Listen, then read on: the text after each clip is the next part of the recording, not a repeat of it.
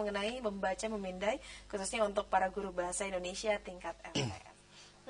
Baik, kalau untuk membaca dalam hati ini biasanya pada anak usia berapa sudah bisa mulai membaca dalam hati? Iya, sebetulnya batasannya ini agak susah, tetapi rasanya memang kalau sudah SMP atau SMA kemudian membacanya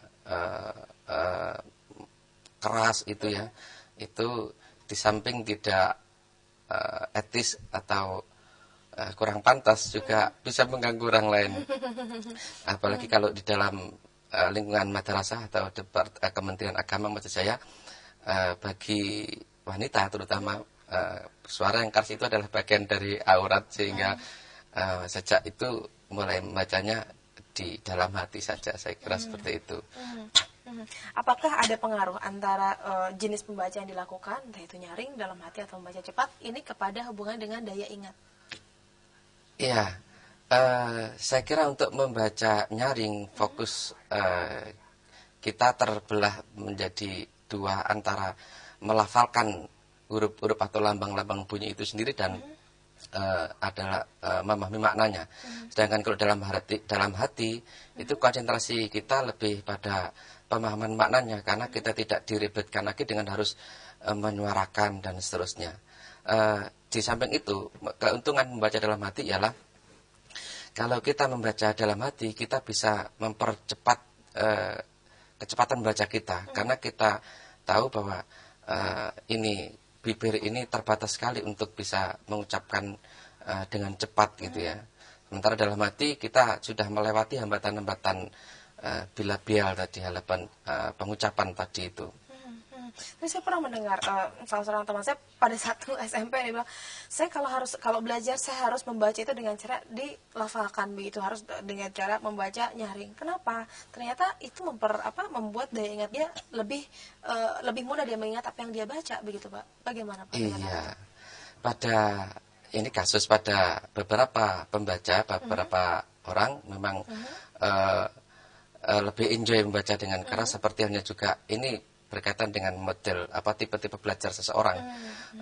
Ada yang lebih enjoy menggunakan musik dan seterusnya, sementara yang lain menggunakan suara malah mengganggu konsentrasi. Jadi pada beberapa anak ada memang yang dengan membaca nyaring itu bisa masuk apa yang dibacanya itu. Tapi yang jelas saya dulu punya pengalaman, kalau teman saya membaca dengan nyaring ketika belajar itu, saya tinggal mendekati dia saja dan saya akan dapat banyak dari cara dia membaca cepat itu. Cara praktis, Pak. Cara praktis untuk belajar. nyontek membaca. Oke, itu kemudian jenis-jenis membaca ya, ada 3 macam lah. Tadi yang terakhir adalah cara membaca dengan cara yang cepat, dan itu dibagi lagi menjadi 2, memindai dan layap. Nah, ini dia. Jadi topik bahasan kita kali ini adalah membaca memindai. Apa sebenarnya, Pak, membaca memindai itu? Iya, membaca memindai ini bagian dari membaca cepat. Membaca memindai adalah membaca yang dilakukan untuk mendapatkan informasi tanpa membaca bagian-bagian yang tidak diperlukan. Jadi ketika kita membaca, kita sudah dalam tujuan mencari informasi atau mencari makna sesuatu. Dengan begitu ketika tulisan-tulisan atau huruf-huruf itu tidak berkaitan dengan yang kita cari, maka kita lewat saja dengan cepat. Jadi itulah membaca memindai. Jadi ingin mendapat informasi dengan cepat, tapi bagian-bagian yang tidak penting itu tidak perlu dibaca, jadi dilewati saja. Itu adalah hakikat membaca memindai gitu ya. Oke. Ya, sudah pasti itu membuat kita memang menjadi lebih cepat lagi, karena memang ada waktu yang tidak harus kita luangkan untuk bacaan yang memang kita tidak butuhkan pada saat itu. Begitu ya. Mungkin bisa diberikan contoh, Pak, seperti apakah contoh-contoh membaca memindai? Iya. Untuk membaca memindai ini contohnya seperti kita mencari nomor telepon, bisa di buku telepon atau di handphone kita. Jadi di handphone kita kan ada mencari nama gitu ya, langsung cepat kepada nama yang kita tuju. Jadi nama yang huruf awalnya saja sudah tidak sama dengan nama dari seseorang yang kita cari itu, maka kita lewati dengan cepat gitu. Kemudian mencari angka-angka statistik tertentu, kenaikan harga BBM misalnya seperti sebentar lagi, nanti kita akan cari, wah mana ini harga yang kita cari itu. Kemudian melihat acara siaran televisi, nah ini akhir-akhir itu juga bola, jadi begitu kita membaca koran, wah hari apa, TV apa, hari berapa, siapa main sama siapa gitu. Nah itu membaca cepat. Dan yang berikutnya adalah mencari makanan seperti membaca menu. Ketika kita di restoran itu kan kita langsung cepat saja. Jadi kalau kita mencari daftar minuman, kita tidak perlu lagi nengok daftar makanan, tapi kita langsung saja ke minuman itu. Dan iya langsung spesifik itu.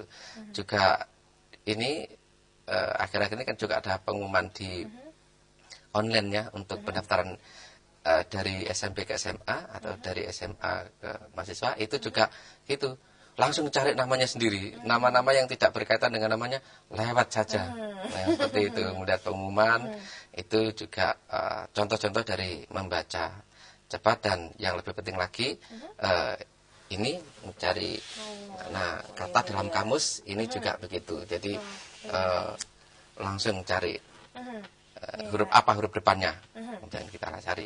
Iya, baik Pak. Yang termasuk ke dalam jenis membaca cepat, ya. Ada dua tadi, jenis membaca cepat juga ada dua. Yang pertama mindai, lalu layap. Layap. Begitu. Betul. Oke.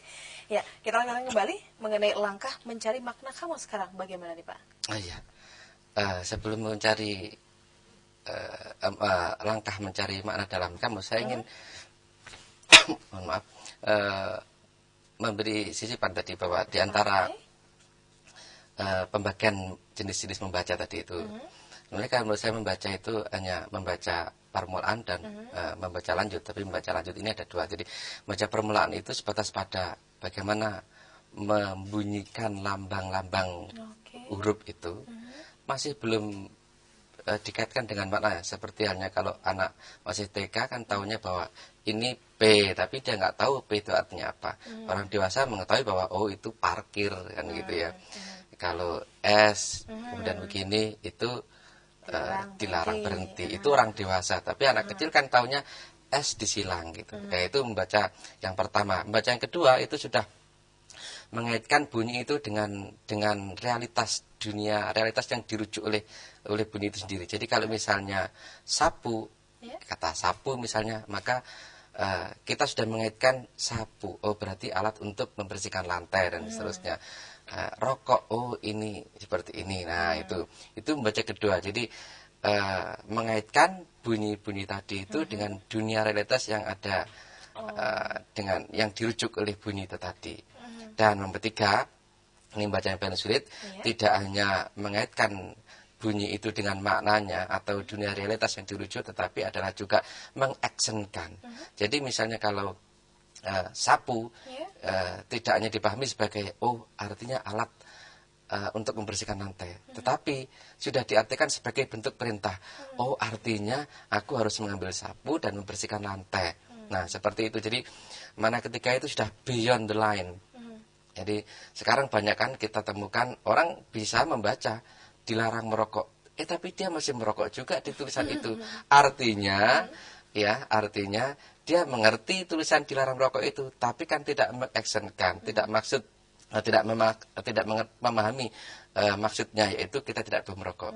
Yang seperti itu saya ibaratkan ini kita baru pembaca tingkat 2, bisa menghubungkan bunyi dengan realitasnya saja, tapi belum bisa mengaksenkan.